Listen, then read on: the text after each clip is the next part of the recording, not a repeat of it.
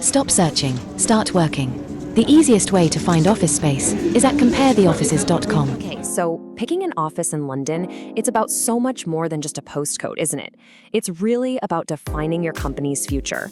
Today, we're going to see exactly how that works by comparing two very different workspaces to figure out what really makes an office the right home for a business. I mean, that's the big question, right? In a city as huge and energetic as London, finding that one perfect spot for your business, the one that just gets your culture, your brand, and your team, well, that's a massive challenge. You know, for a lot of businesses now, the answer is the serviced office. It's this super agile, modern way of doing things that kind of wraps everything you need into one flexible package. It just lets you get on with what you do best. So here's how we're going to break it down. First, we'll meet our two contenders. Then we'll pit their locations against each other. After that, we'll peek inside the spaces themselves, talk about the costs, and then wrap it all up with how you can find that perfect match for your own business. All right, let's jump right in and meet our two contenders. These spaces really represent two completely different ideas about what a London office can even be. So, in one corner, we've got the corporate powerhouse, 10 Lower Thames Street, right in the heart of the city. And in the other corner, we have the boutique address, 25 Green Street, tucked away in prestigious Mayfair. You can already feel two totally distinct characters from the get-go. Okay, so on to our first major showdown, location. Because let's be honest, in a city like London, your postcode is a massive part of your company's story, its identity. You can just feel the difference in the vibe from these descriptions, can't you? Lower Thames Street, heart of the city, spectacular views. That just screams corporate might, financial dominance. It's a statement. But then you look at Green Street, and it's all about being near high-end retail. That speaks to a completely different kind of currency, one that's about luxury, exclusivity, and a certain lifestyle. The address itself becomes a marketing tool. And this table really lays out the practical side of it. The city gives you amazing transport links, perfect for a big commuting workforce. And it puts you right at the center of the financial universe. It's for businesses that need to project scale. Mayfair, on the other hand, offers a different kind of access. You're close to a high net worth crowd and a culture of bespoke service. This is for businesses that thrive on prestige. So we've talked about the outside, now let's step inside.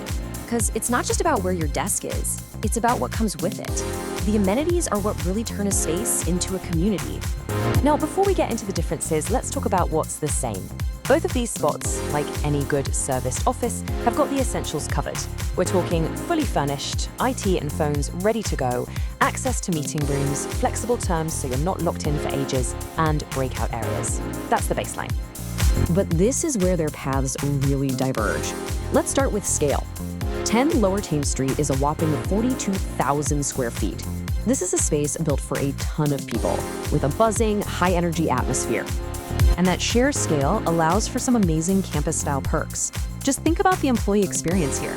You can hit the gym before work, grab coffee without ever leaving the building, host a client event on that roof terrace, and shower after you cycle in. It's designed to be this all-in-one ecosystem for a large, busy workforce. Now, let's contrast that completely. 25 Green Street is a much more curated, intimate experience. At 7,000 square feet, it's built for smaller, more focused businesses. Think teams of up to 25 people. It's all about intimacy and that real attention to detail. The perks here tell a totally different story.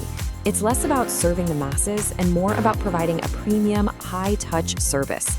I mean, a manned reception isn't just a nice-to-have, it's the very first impression your clients get. High-end coffee, 24/7 access, that all caters to a demanding, flexible work style. Here, it's all about quality over quantity. So, what does all this actually cost? Let's get into the practical side of things and really understand what all-inclusive gets you.